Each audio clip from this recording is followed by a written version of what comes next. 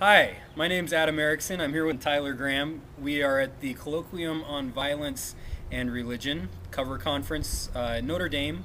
And I wanted to ask Tyler a few questions. He's a participant here. Tyler, you've been coming to cover conferences for a while now. What keeps you coming back?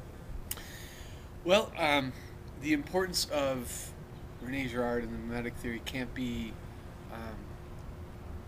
understressed in my life. I was an undergrad at Stanford University in the mid-90s, early to mid-90s, and I met Girard there and took some classes with him just at the end of his normal tenure before he officially retired, though he didn't really stop working ever.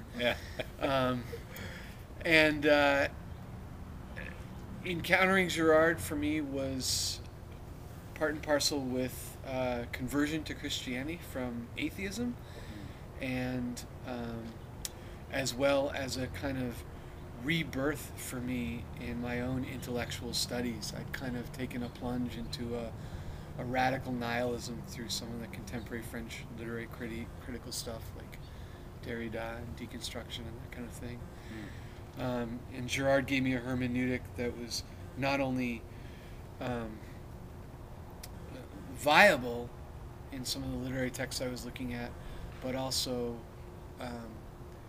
reasonable and practical in a sense that you could see it happening in real world situations.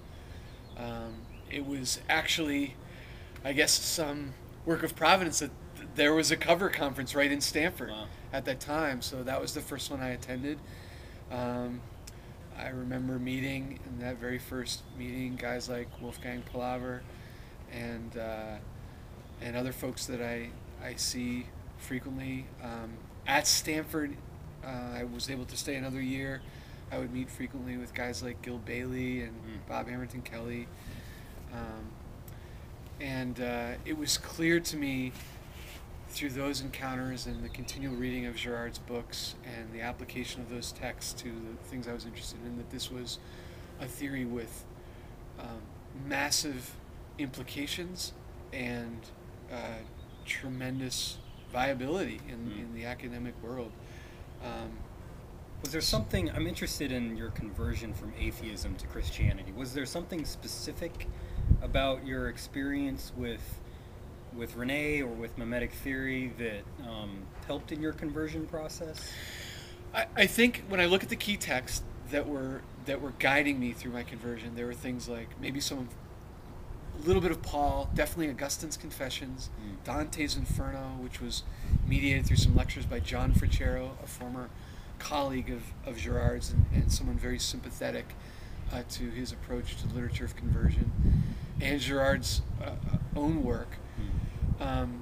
And that synthesis of the narrative of confession and conversion, as well as the text he describes in Deceit, Desire in the novel, really kind of held a mirror up to my life and allowed me to see my own kind of implication and rivalries in a way I never really kind of looked at it in a systematic fashion. And a discovery of my own kind of pride and vanity in line with these others seemed to be the thing that opened the door to the mercy of God and the existence of God, and the reality of grace through Jesus Christ. Yeah, that's powerful. So I know that you like movies. How does mimetic theory help you interpret movies? Well, since we're talking about cover, I do remember there was one cover conference in Graz, Austria, that was dedicated to film. Okay. So I went down there, over there. I was actually, I think I was studying in Germany at the time for that summer. So I did go down to Austria. Okay. And gave a paper on the opening to Stanley Kubrick's 2001: A Space Odyssey. Now, I mean, I remember giving that paper and enjoying it because the mimetic theory just gives you the key to so many random things in contemporary culture that you wouldn't feel that you had an ability to interpret in any way. And the opening to Space Odyssey is one of those things. I mean, it's just a bunch of weird hominids gathering around a big fluorescent pyramid, the obelisk. But I'll tell you what, when you read Things Hidden and then you watch that movie, you watch the opening, you'll see it. So this guy, Kubrick, was that close to representing that kind of originary scene that is described in a lot of the Girardian texts. And you see that the obelisk comes down like the sacred god and restores order to what is otherwise a runaway reciprocal violence from these hominids.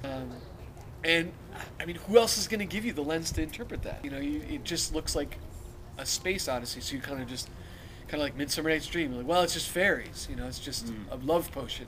There's nothing really to interpret there, But with Girard, you see it.